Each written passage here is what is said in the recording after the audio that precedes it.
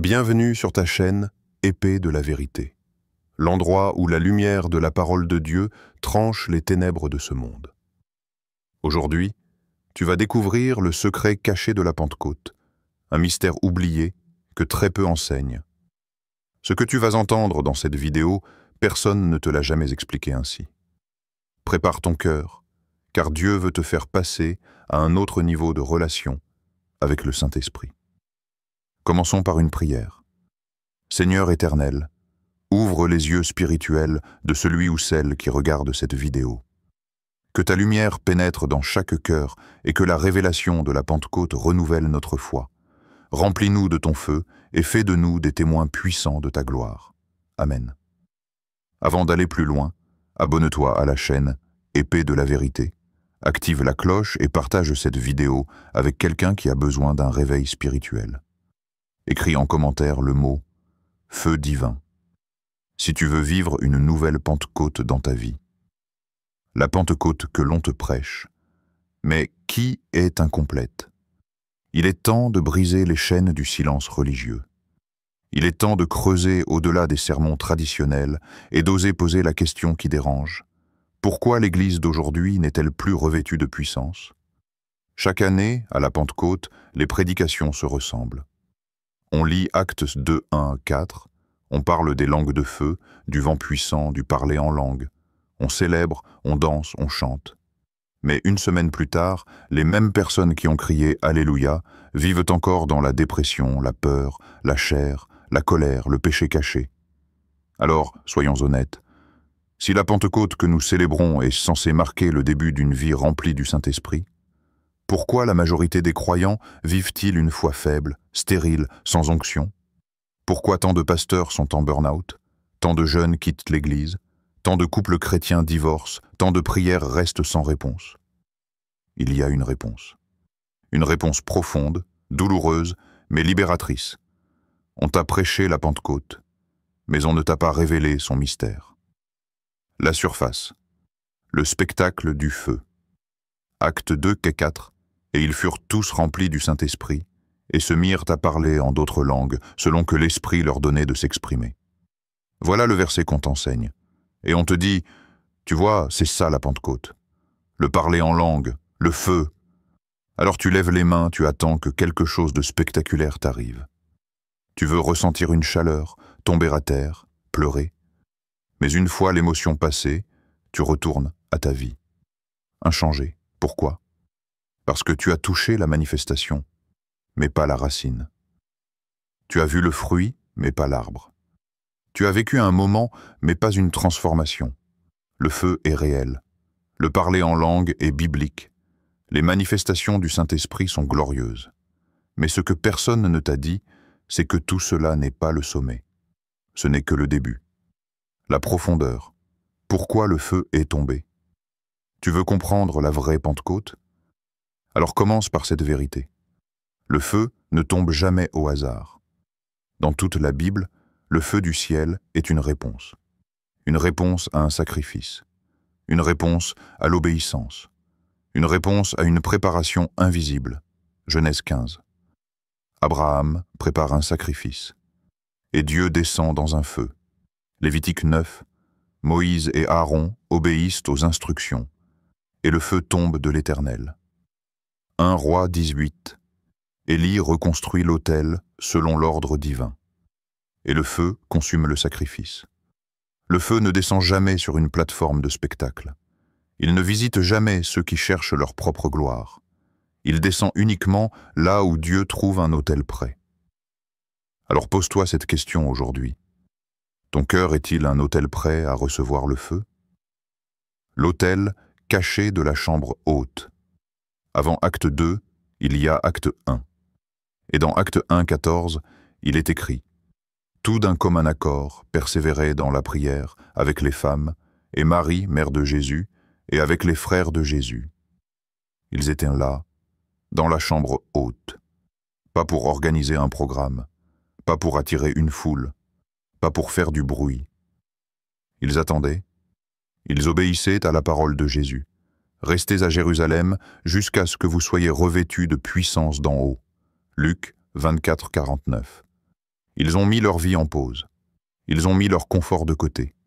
Ils ont persévéré. Ils ont veillé. Ils ont prié. C'est cela que Dieu a honoré. Le feu n'est pas tombé par automatisme. Le feu est descendu parce que les cœurs étaient brisés, préparés, affamés.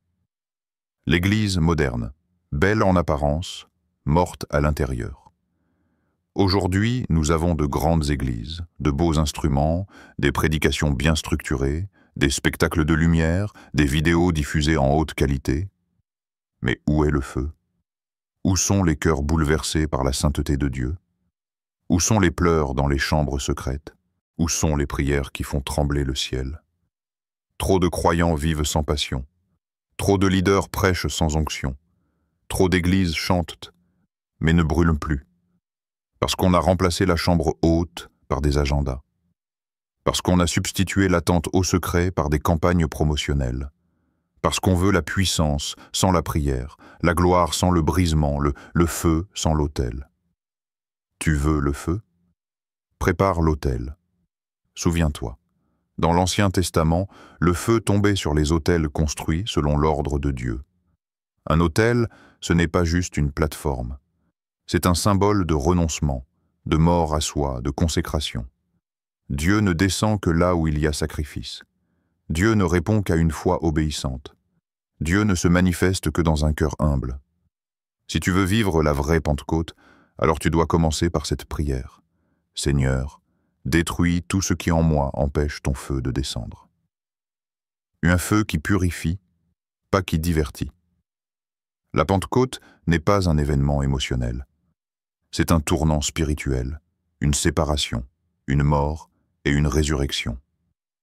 Pierre, ce pécheur impulsif, avait renié Jésus. Mais après le feu, il se lève, rempli de hardiesse, et prêche devant une foule. Ce n'est pas un feu de spectacle, c'est un feu de réveil, de repentance, de conversion. Si le feu que tu recherches ne te pousse pas à haïr le péché, à prier davantage, à chercher la face de Dieu, alors ce n'est pas le feu du ciel. C'est juste une flamme émotionnelle qui s'éteindra. Le secret oublié. Le feu est une personne. Ce que tu dois comprendre, c'est que le feu de la Pentecôte n'est pas une chose. C'est une personne, le Saint-Esprit. Il ne vient pas pour te donner des frissons. Il vient pour habiter en toi, te transformer, te guider, te sanctifier. Et il ne descend pas là où il est toléré.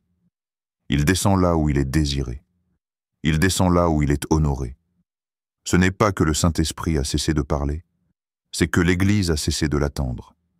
C'est que le cœur de beaucoup de croyants est trop rempli d'autre chose pour lui faire de la place.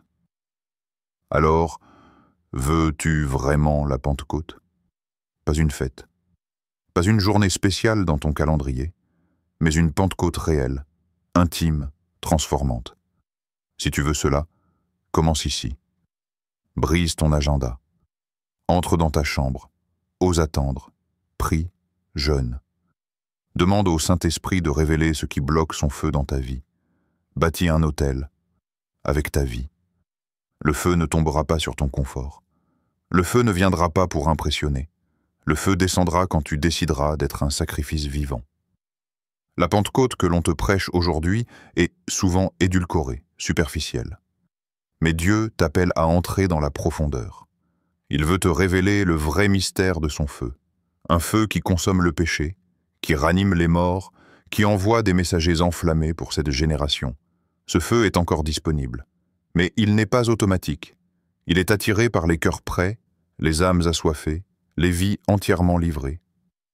Es-tu prêt à vivre une vraie Pentecôte? Ou veux-tu seulement en parler? Le feu de Dieu ne descend que sur ce qui est mort, le feu de Dieu, une réponse au sacrifice. Dans l'Ancien Testament, le feu de Dieu ne tombait jamais au hasard. Il descendait en réponse à un sacrifice conforme à ses instructions. Par exemple, lorsque David construisit un autel pour offrir des sacrifices, Dieu lui répondit par le feu, qui descendit du ciel. Ce feu n'était pas destiné à impressionner, mais à sanctifier, purifier et consommer ce qui était offert.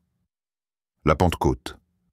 Un feu sacrificiel à la Pentecôte, les 120 disciples réunis dans la chambre haute avaient tout abandonné.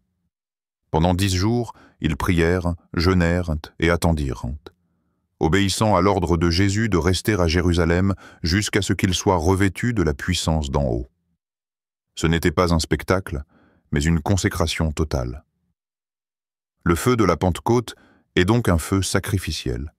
Il ne descend pas sur ceux qui cherchent leur propre gloire, mais sur ceux qui se sont offerts entièrement à Dieu. Mourir à soi-même, la clé pour attirer le feu. Romains 12, 1 nous exhorte. Je vous encourage donc, frères et sœurs, par les compassions de Dieu, à offrir votre corps comme un sacrifice vivant, saint, agréable à Dieu. Ce sera de votre part un culte raisonnable. Offrir notre corps comme un sacrifice vivant signifie mourir à nos désirs charnels, à nos ambitions personnelles, pour vivre selon la volonté de Dieu. C'est une mort intérieure nécessaire pour que le feu de Dieu descende sur nous.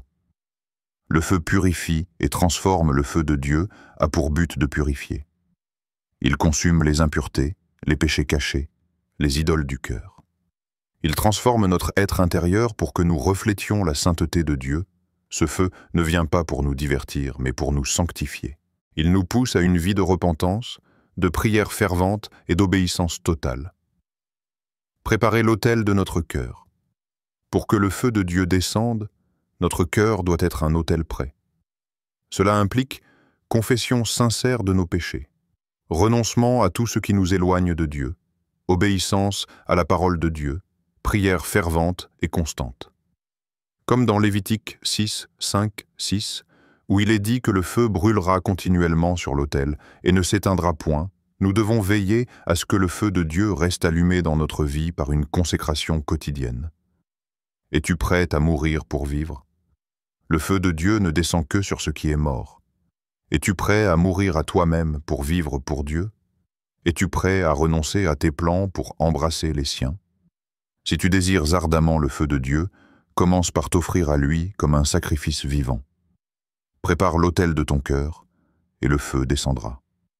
Le langage divin caché, derrière les langues de feu, le feu de Dieu, une transformation spirituelle. À la Pentecôte, les disciples ont été remplis du Saint-Esprit et se sont mis à parler en d'autres langues selon que l'Esprit leur donnait de s'exprimer. Actes 2, 4. Ce phénomène n'était pas simplement un miracle linguistique, mais une transformation profonde de leur être intérieur.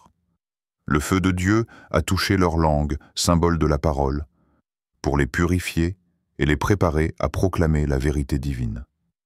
Le parleur en langue, une communication divine. Le parler en langue est souvent perçu comme un don spirituel permettant de s'exprimer dans une langue inconnue. Cependant, il s'agit avant tout d'une communication directe avec Dieu. Comme l'explique Paul dans 1 Corinthiens 14, 2, « Celui qui parle en langue ne parle pas aux hommes, mais à Dieu, car personne ne le comprend. C'est en esprit qu'il dit des mystères. » Ce langage céleste transcende les mots humains et permet une connexion intime avec le Créateur. Une nouvelle nature de parole. Le feu qui touche la langue transforme non seulement la capacité de parler, mais aussi la nature même de la parole. Il confère une autorité spirituelle, une puissance dans la prière et la capacité de déclarer des vérités divines. Cette transformation est essentielle pour ceux qui souhaitent être des instruments efficaces entre les mains de Dieu. La nécessité d'une purification. Cependant, ce feu ne peut habiter une bouche qui profère des malédictions, un cœur rempli d'amertume ou une âme divisée.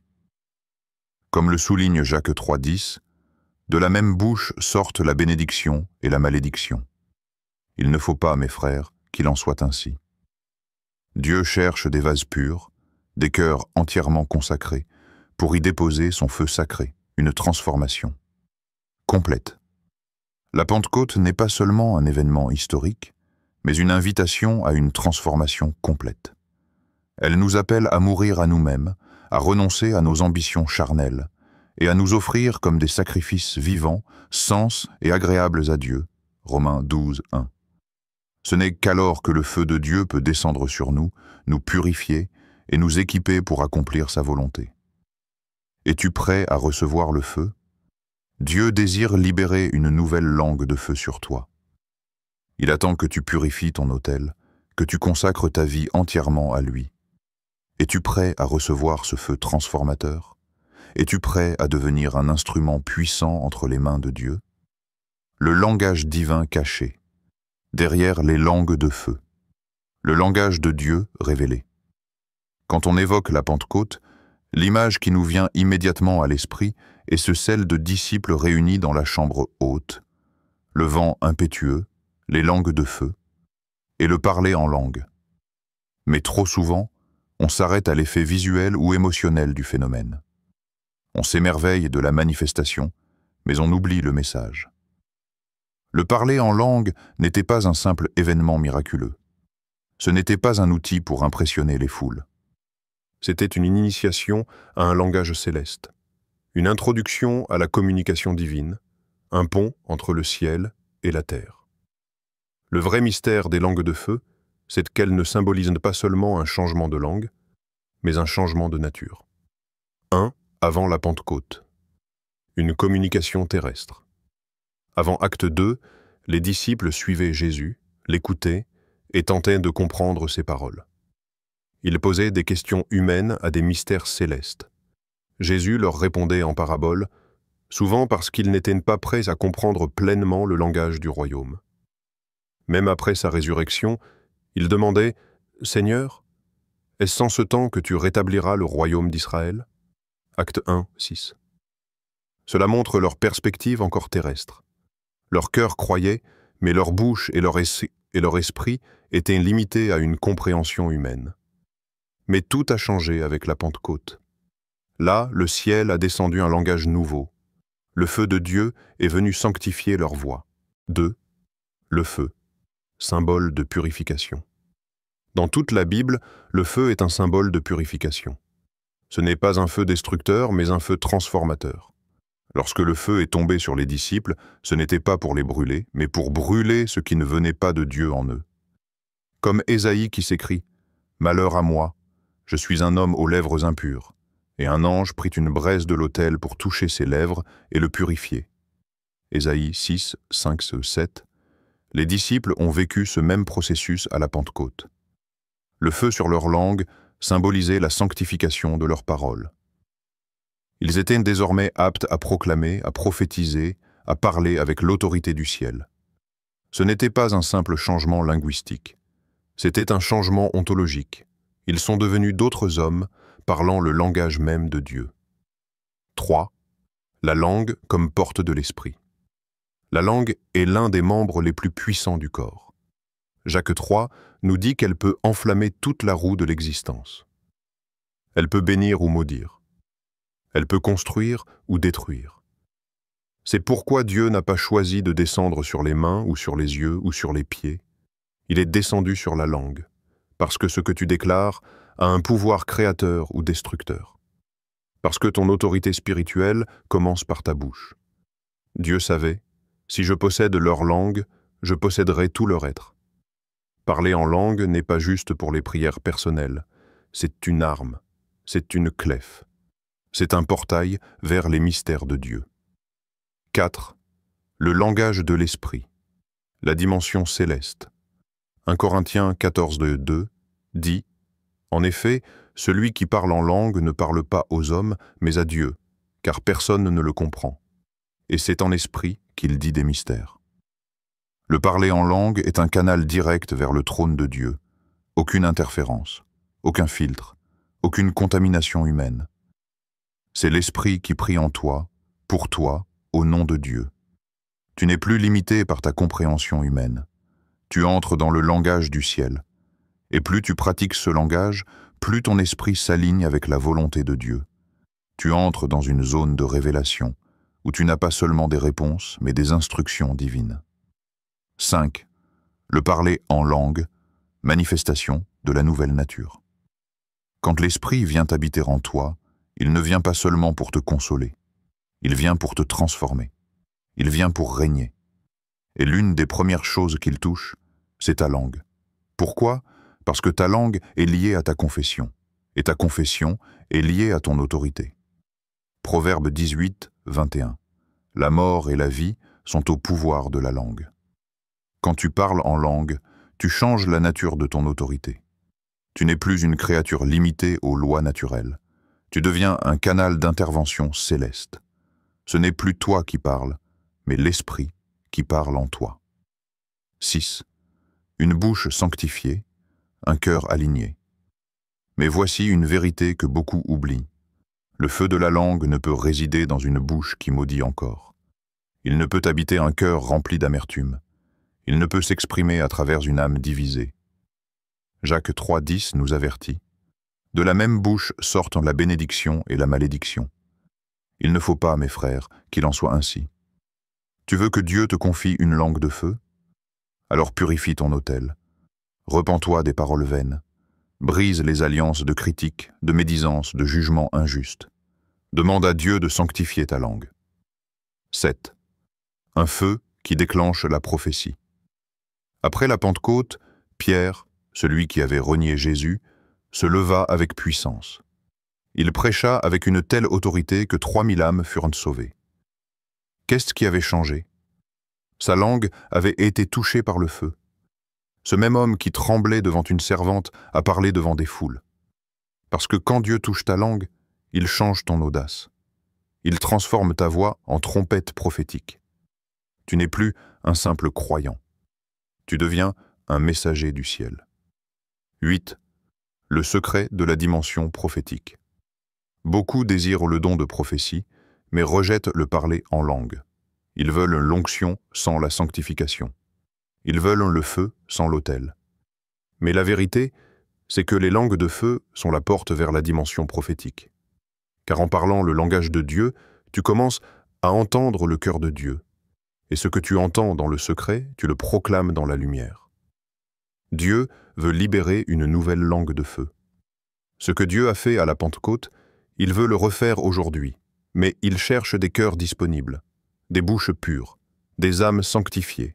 Alors, aujourd'hui, purifie ton autel. Abandonne les paroles qui souillent, renonce aux murmures, aux critiques, aux jugements. Et dis à Dieu, touche ma langue, change mon langage, donne-moi ta voix. Car quand le feu de Dieu touche ta langue, tout ton être est transformé. Et tu deviens un ambassadeur du ciel sur la terre. La Pentecôte, pour notre génération, un appel à l'armée de feu. Ce que nous avons vu à la Pentecôte n'était pas un événement isolé. C'était un modèle prophétique pour chaque génération. La promesse du Saint-Esprit, c'est pour toi, tes enfants. Tous ceux que le Seigneur appellera, Acte 2, 39, mais aujourd'hui, nous avons remplacé le feu de Dieu par des programmes, des shows religieux, des faux réveils émotionnels. On veut le feu sans l'autel. On veut le Saint-Esprit sans la sainteté. On veut les langues sans la repentance. Mais Dieu appelle une armée, pas des fans, pas des spectateurs, des guerriers en feu. Cette génération verra une nouvelle Pentecôte. Mais ce ne sera pas comme avant.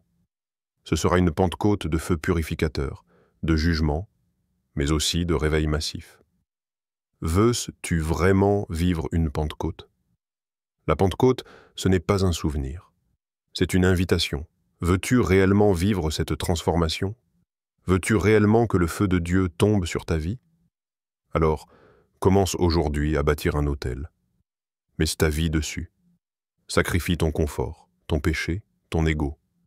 Et le feu tombera, pas peut-être. Il tombera. Prière puissante pour recevoir une nouvelle Pentecôte. Seigneur, je viens devant toi tel que je suis. Je mets ma vie sur ton autel. Je ne veux pas un feu religieux, je veux ton feu. Le feu qui purifie, qui transforme, qui consacre. Viens, Esprit de Dieu. Descends sur moi. Remplis-moi. Change ma langue, change mon cœur, change ma vie. Je proclame que je suis prêt pour une nouvelle Pentecôte. Amen. N'oublie pas, abonne-toi à Épée de la vérité. Like cette vidéo, partage-la à un croyant qui a besoin du feu de Dieu et écris en commentaire le mot « feu divin » si tu veux vivre la vraie Pentecôte.